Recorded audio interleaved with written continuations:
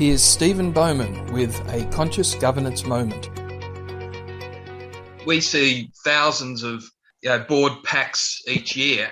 One of the things that I've found, probably about 20% at the very most have board work plans, or sometimes I call them board calendars.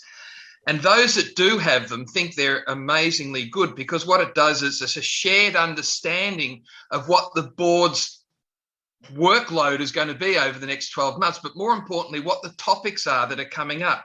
And it gives the directors time to pre-prepare for it.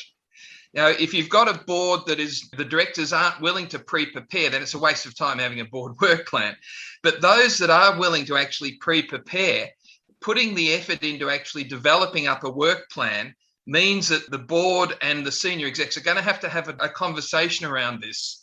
And I think one of the key things that I've seen coming out on the really good work plans is, yes, you've got all the meetings, but every 3 months or every 6 months, we'll get an external coming in talking to us about strategic issues. And this is where it's going to be. And here's the sort of person. So, a good director will do a bit of research on that and get themselves prepared for it.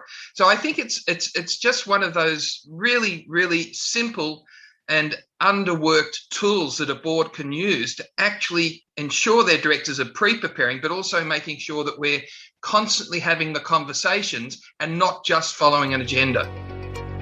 More information? ConsciousGovernancetv.com